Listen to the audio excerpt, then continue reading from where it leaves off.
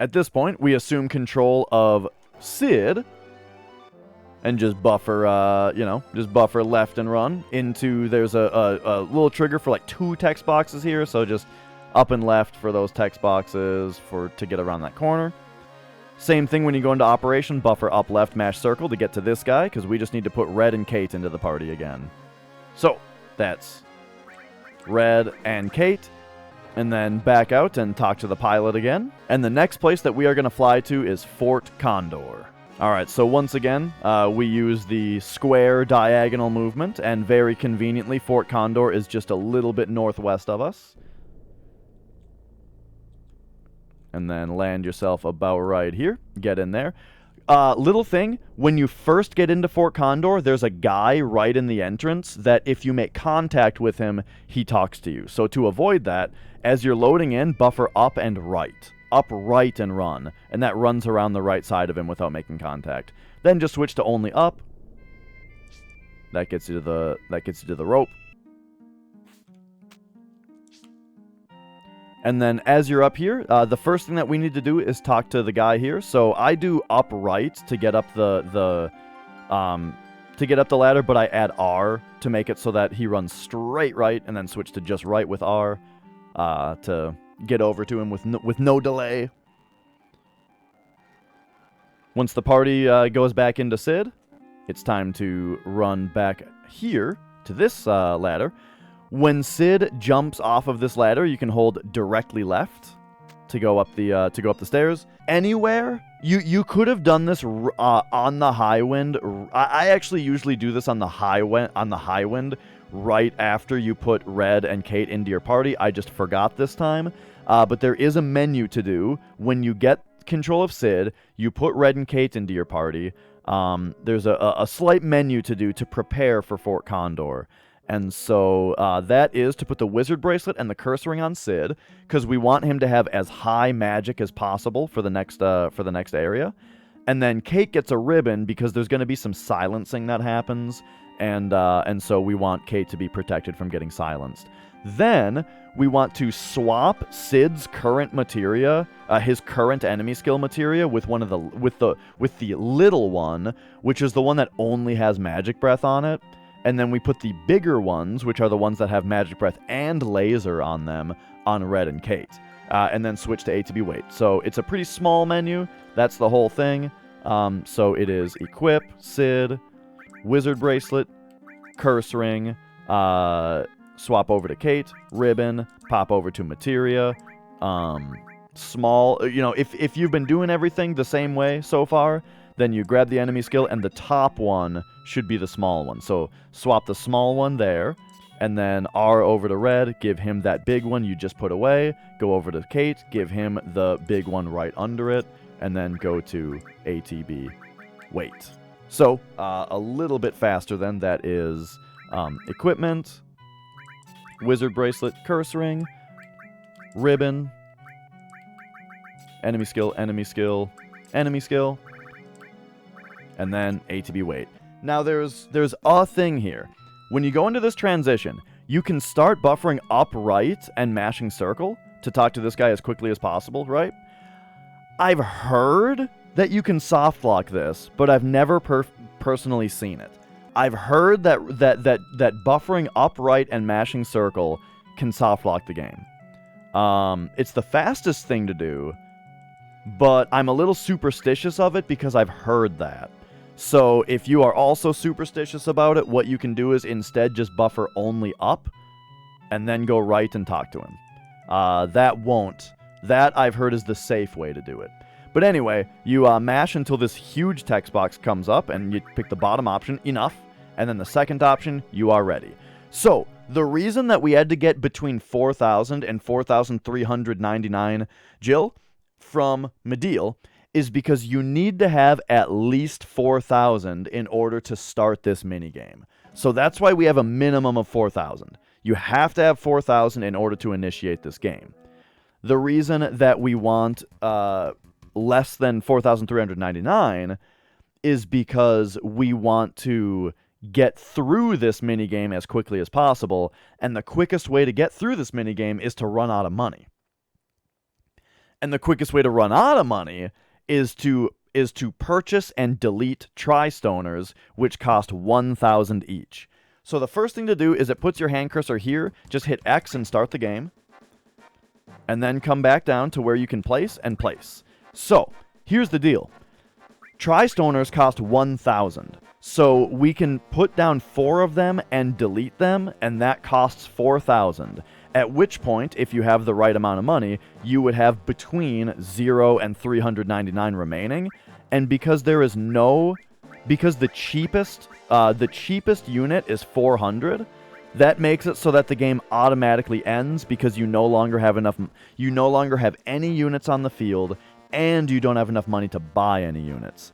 So if you have a different amount of money, there is like a formula you can do with like 3 Tri-Stoners and 2 fire catapults or something like that. But with our amount of money, it's just circle to get into the menu, 3 left to Tri-Stoner, circle for Tri-Stoner, circle again, and down circle to remove it. Wait for the X to go away, go back in, 1, 2, 3, boom, boom, whoops, boom. 1, 2, 3, boom. Just place Tri-Stoners and delete them. And right when you delete the last one, you're out of money, the fight starts. Alright, so a little bit faster, that's just come down and X and up to start the game. I use X there specifically so that you don't place a unit, and then circle to place a unit.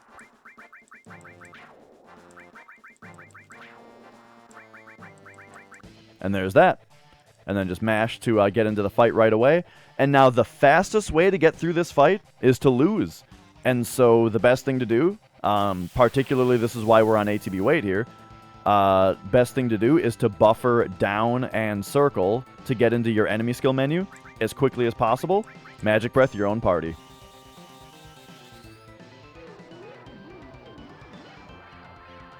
And then we get to go, oh no! Oh, the party's dead! Oh shit, the run's dead! Oh no, game over! But actually, that's just the fastest way to end that sequence. Now, we get kicked out of Fort Condor, and it is time for one of the bigger menus in the game. However, because it involves a tent, I do it once we get outside. So, just mash through this cutscene, buffer down, and then right when we get into the world map, it's time for a big menu. So, this menu involves getting Sid to have 3 more HP pluses, which I put in these positions, and then MP Turbo Comet, so that he can cast a very strong Comet, all restore so he can heal the party, and then we put 4 summons on him just to boost his magic damage, or his magic stat. Then Red gets the other 3 of our HP pluses, and then we trank everybody and use a tent to get ready for the next section of the game, the train fights. And so that looks like Materia, Sid, Arrange, and then I go back up to this position, R1 down to HP plus, and go 1, 2, 3 HP pluses. Then I R1 to Red, give him 1, 2, 3 more HP pluses. Then I L1 back over to Sid, go down to the lower position right here, L1 one more up, and put on... so all and MP Turbo are what we're looking at. One of these linked is going to be all restore, and one of them linked is going to be MP Turbo Comet. And the really easy way to remember which is which is that that's how they're arranged right here. All is below MP Turbo, restore is below Comet, and so that's how I arrange them up here. So it's all, and then I go here up to not added cut, whoops, MP Turbo, and then right up to Comet, down to restore, and then over to the right one, that goes up and around, which then lets you go 2 R1s down, then gets you to your bottom summon, and then it's just put your 4 summons on. So that's the way I do it. That's the menu for Sid. And then we already did the other stuff on Red, so at this point it's just there's your tranks, there's your tent, and you're done. So let's do that a little bit faster here. So that's Materia, Sid, Arrange, HP plus, HP plus, HP plus, HP plus, HP plus, HP plus, back over, all, MP Turbo, Comet, Restore, summons, item, tranks, whoop, tent. And there you go. Now we are ready to get off to Corel to do the train fights. So, Corel is over here, and so the fastest thing is to turn left, or is it this dot? It's not quite diagonally up left, and so we need to turn left slightly and then start going up left. And then, you know, if you don't think that you lined it up right, you know, just make a little left or right adjustment as you go. And that gets us that diagonal shot over here, and enter Corel. Alright, so in Corel, first thing that we do, I think buffer like up left into there, and then wiggle your way up here to run straight back here. And we are now going back to that reactor. Remember that reactor that we ran right by earlier? It is time to get back there. So first we fight a bomb. I think we fight 2 bombs on this step route. If you get a chicken pincer at this point, you can get pincered by birds at this point, and if you do on this bridge, at this part of the game where you're much stronger, just do regular attacks to him, especially with Sid, since Sid has the curse ring. He does quite a bit of damage, and he'll be able to take him out with just a regular attack. Oh, I'm glad I looked. It turns out it's 6 steps after the first bomb encounter. Okay, or 5.8. 1, 2, 3, 4, 5, 6. Now we're expecting another bomb.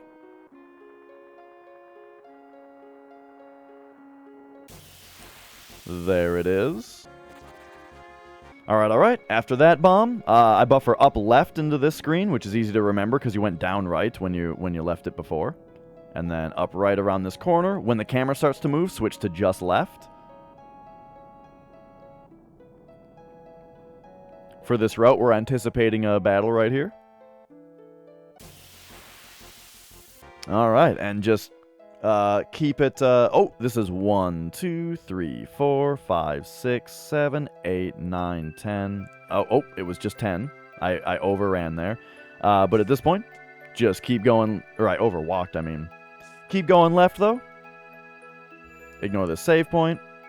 And then we are coming up on another preemptive setup. This one is extremely easy, though. So this is only for this step route, but your step route might have a different one on its own. You can overwalk the steps just, you know, as long as you're not super behind already. Since there's a forced encounter coming up, one thing I haven't talked about a lot is the fact that forced encounters are the easiest part to catch up on. So actually, I think that would be pretty important to talk about here. We've got a forced encounter coming up, and if you're on a step route and you're getting behind, besides just having really good movement and not making any more mistakes, the best places to catch up are where you have to force an encounter, and we will talk about that greatly, or we'll talk about that in more detail in just a moment here. Because here is the last fight before the forced encounter. So... 1, 2, 3, 4, 5, 6, 7, 8, 9, 10. I'm going to do and a half. Okay, so let's say we were getting just a bit behind. So like the last encounter, we got a little bit further back. Coming up here, for this particular step route, you force an encounter right here. And the reason that you do so is to get a preemptive attack on the next fight. But here's the deal. Right now, we have to sit here and we have to walk up and down in order to force the encounter. Which means, hypothetically, if we were behind enough to where, like, let's say we were so behind that we just got into that fight immediately when we hit the position, that means that we're just caught up. Because if we're any, like, as behind as possible would be to just hit the encounter right when we get into position, and any amount that we are ahead of that, we just have to waste all of that movement right now in order to force the encounter anyway, right? So I think the best spot to force is actually like right here maybe, with like there's the stairs, and then there's white post, white post, white post, you know, and then, you know, you geometrically follow that up to about this position. and you go up and down here. So yeah, all of this amount of movement is how far ahead I am, you know? And so now we're perfectly, if we were behind, we'd be perfectly caught up. If you get the encounter before the spot where you're supposed to force it, well, at the very least, you just caught up on a lot of steps. But anyway, so that's for this step route, that there's an encounter force right here, is because now we're about to get into a scripted encounter on this preemptive step ID right here. On Big Shoes, that's what the pink lines are the preemptive step IDs, which are step IDs where if you get into a battle that's able to be preemptive, it will be. So at this point, after forcing the encounter, you just run straight left, and then run straight up.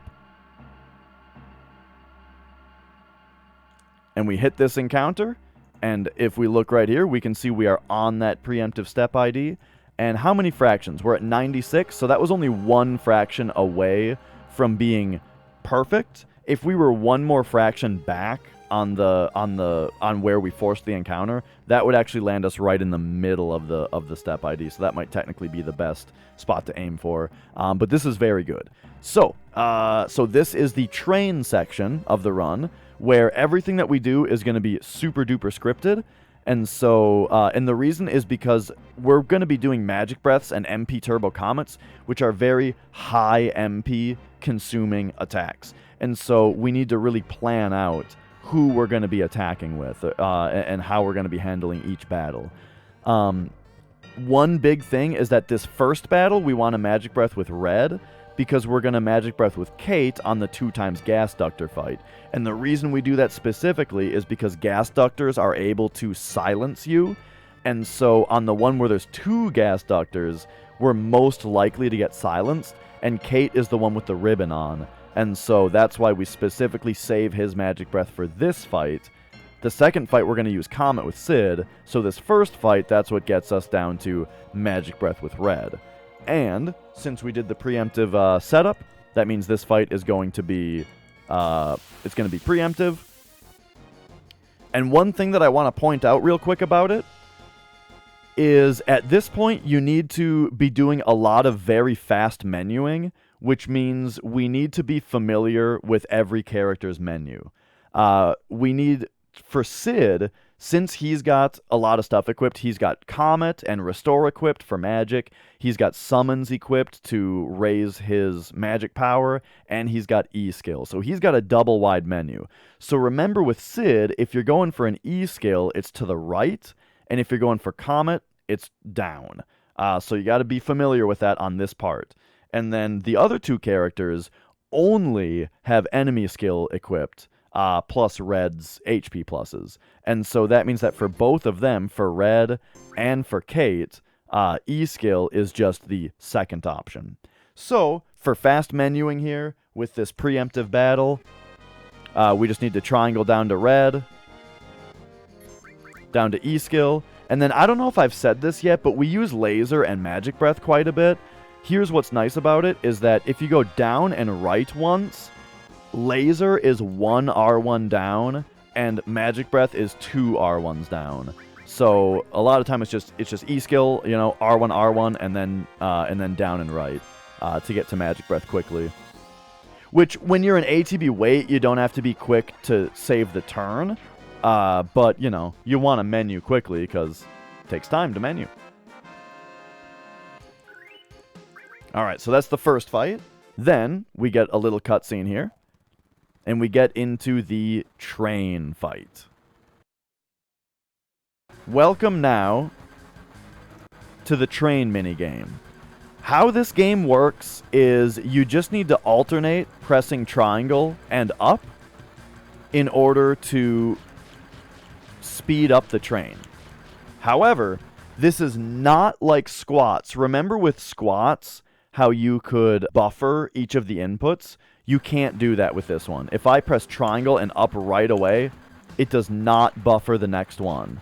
So it's actually an amount of time that you have to wait. So it's every 6 frames. Is how long you have to wait before you can press the next lever. So to show you that not working, to prove right that you can't be too early, if we press triangle and advance the frame, So it just input a triangle, and then we go 1, 2, 3, 4, and now we're holding up as we unpause. It doesn't go.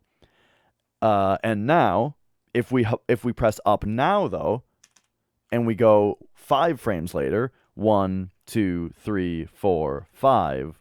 Oh wait, press up, and then 1, 2, 3, 4, 5. We can see that like right on the next frame is when Sid's animation is gonna finish, and if we hit the button on that, he should pull the levers. And so what it comes up with is this this just really fast rhythm that you have to do. You have to be pretty quick here. You only really get the full speed if you're frame perfect, but if you're early, that's why he doesn't seem to do anything, and it feels like you have to mash it, you know? But it's just because you hit it early, so if that happens, you just have to hit it again. And what you're trying to do is hit it as early as possible, but not too early, or he won't pull the lever. But if you do hit it as early as possible every time, that's what gets you, like, mega speed. So, here we go. You have to start with up.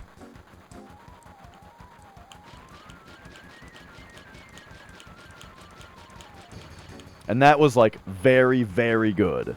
If you get the text box to pop up at, like, 9:55 on your timer, that is excellent. But otherwise, just try to get that timing down. It's very fast, but not too fast.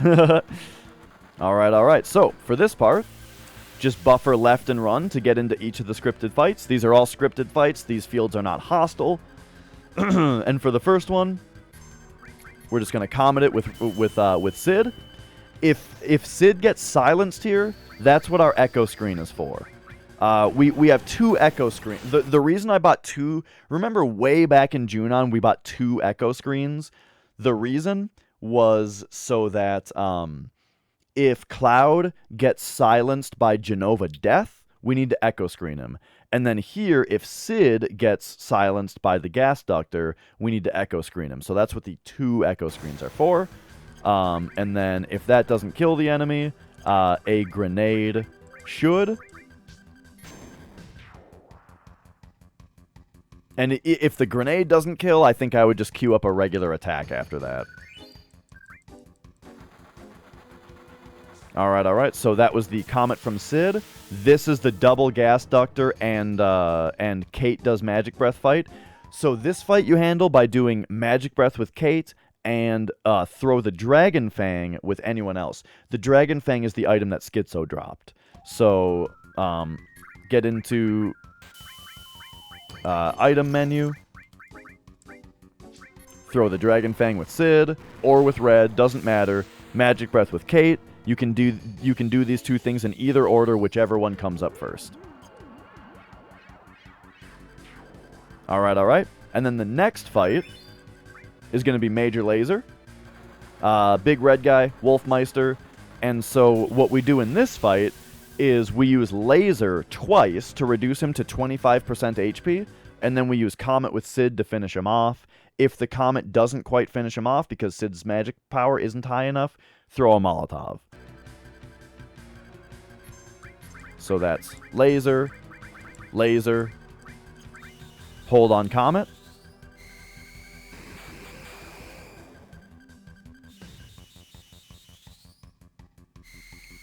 And I should say also the Comet is most likely to not kill him.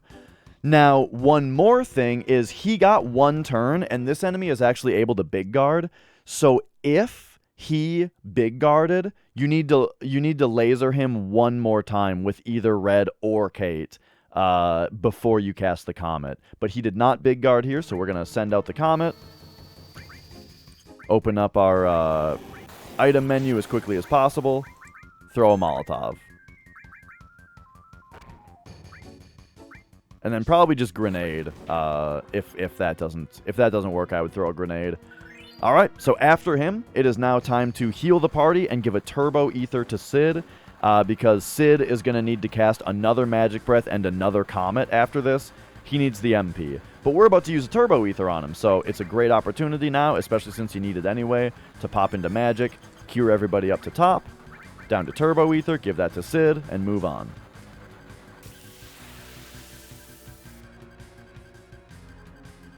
For the Eagle Gun here, is that what this thing's name is? Just Eagle Gun. This is Laser with Red and Kate into Magic Breath with Sid, because it's weak to Magic Breath. So I wait until all 3 characters' ATB is full before going into any menus. Just makes it easier that way. Whoops. Except I may have given him an extra turn by being slow there, by going into the wrong menu with Sid. Nope. Alright, there's the Magic Breath.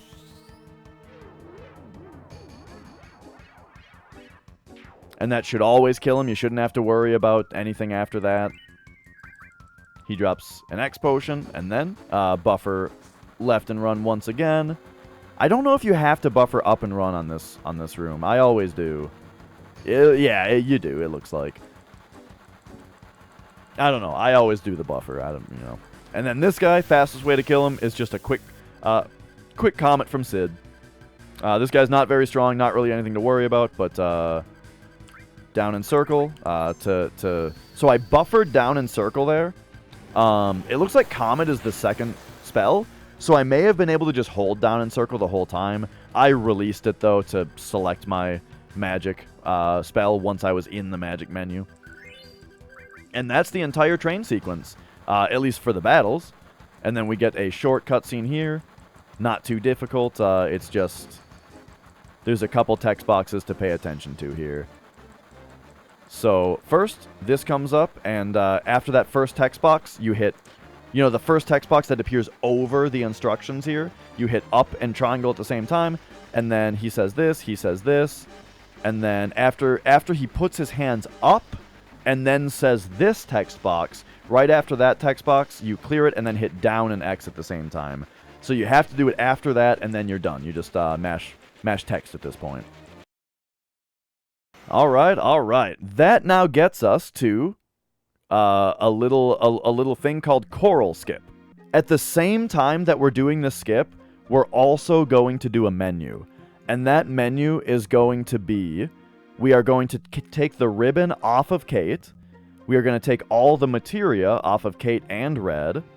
And then Sid currently has enemy skill linked to HP+. We're going to switch the enemy skill to Elemental.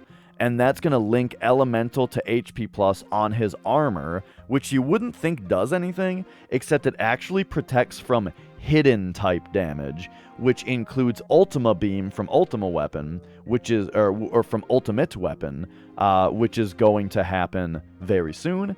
And then we're going to take the summons off of him as well and cure the party. And that's the whole setup for the next part of the game. However, if you don't do Corel skip, you're going to do all of that the same way, except instead of curing the party, you get a free cure here. So you just replace that with Tranks instead. So here, you get a free cure. Pop in here, and we do the same thing. So it's equip, take off the ribbon, swap over to materia, remove off Red, swap over to Sid, pop to the right, and switch this enemy skill with Elemental. Further right, get rid of the summons, and then on this version, use Tranks and get going.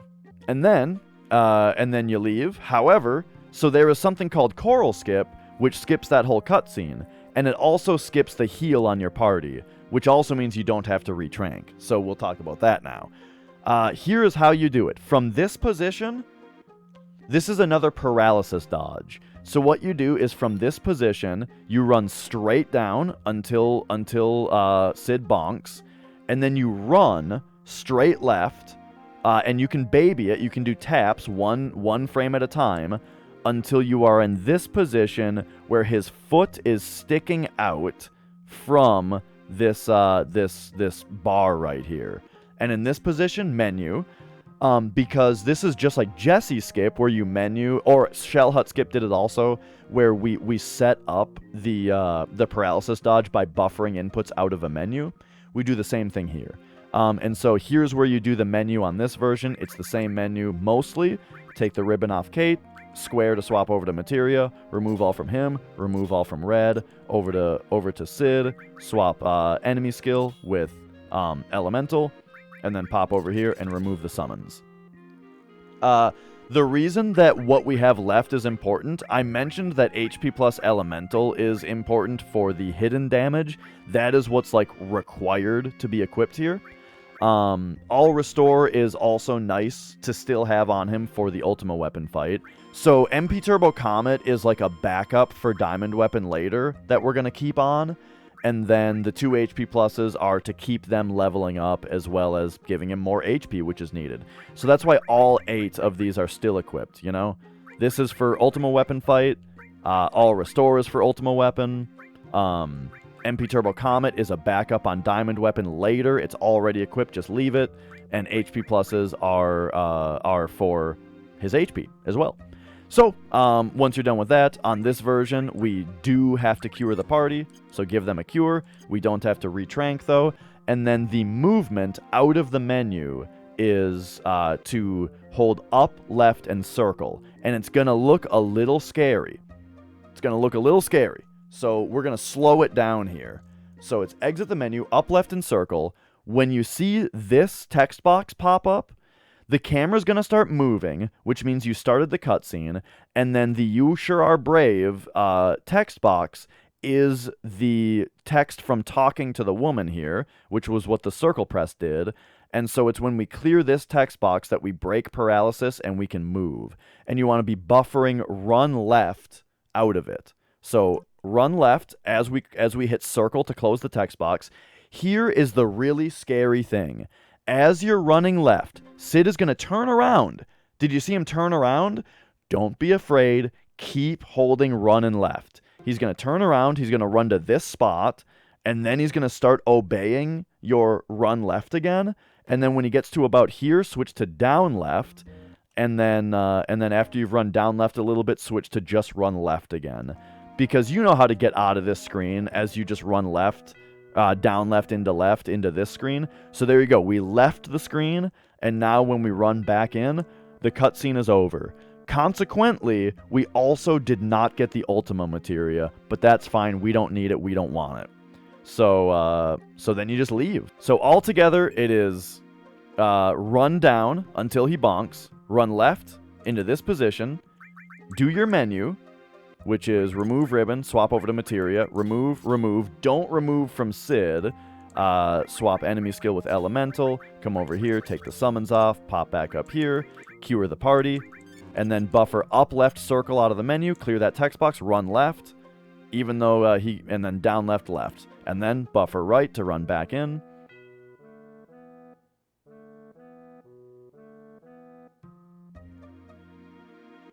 And then you go. All right. So yeah, this part is a very soft lockable part. So the reason that you might not want to do this skip is because you can soft lock it if you mess it up. For example, if you come in here and then you're slow to do this to get out of here, well, you still have. Okay, so you have control. That's how long you have to get out of the room. Is when they then try to run into position. They get stuck on these guys if you're to the left.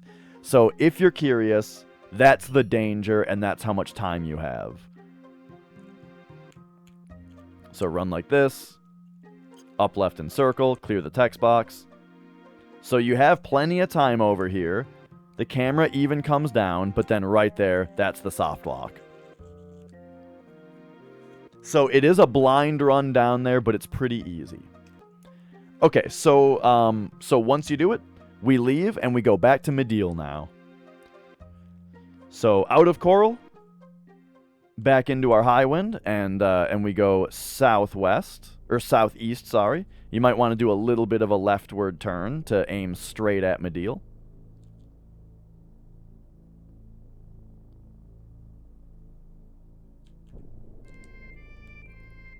And now we are all set up for the Ultima Weapon fight, which is not much of a fight. It's really just us trying to survive.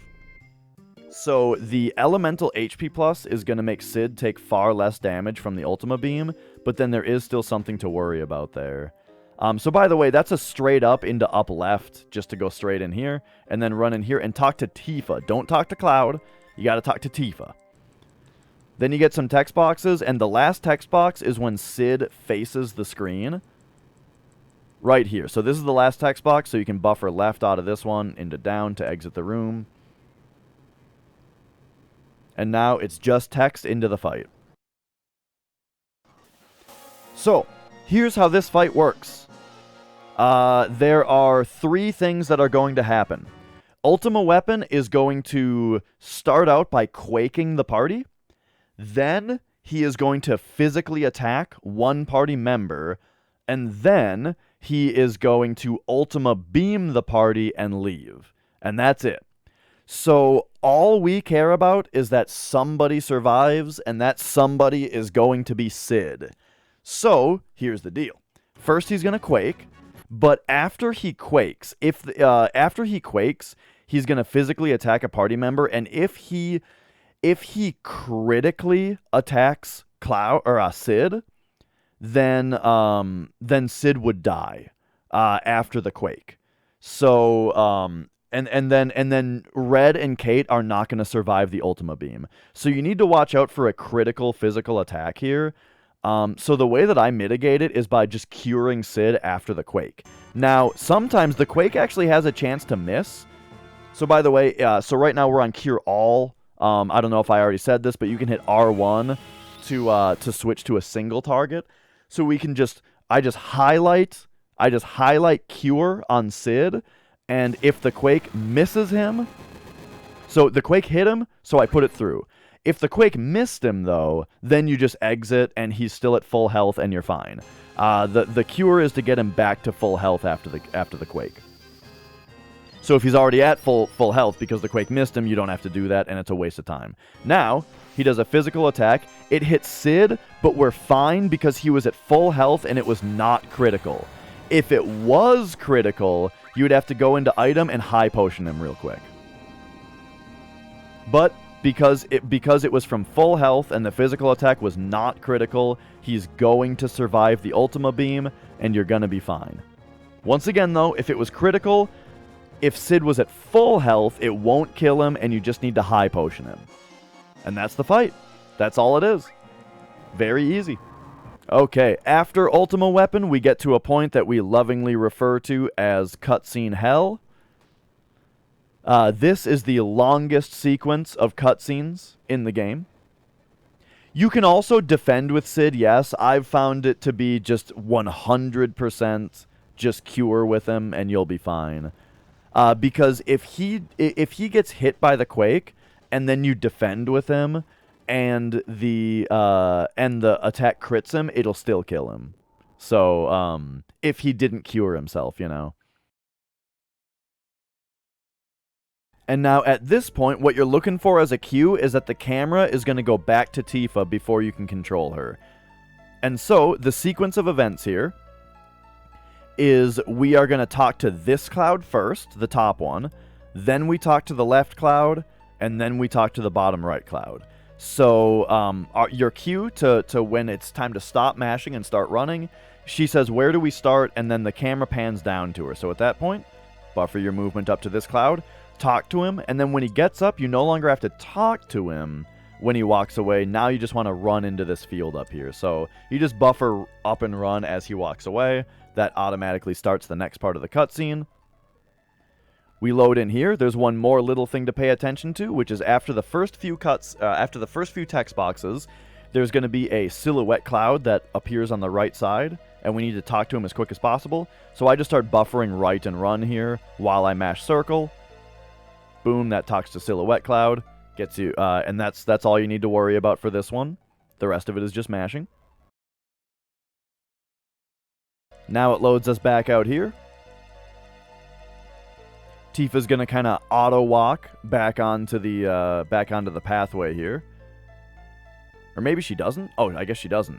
And then we run straight over to the left cloud, and this one's got no like little thing you have to pay attention to. It's just It's just all mashing. All right, and then the thing to know is you're about at the end when this child cloud jumps down.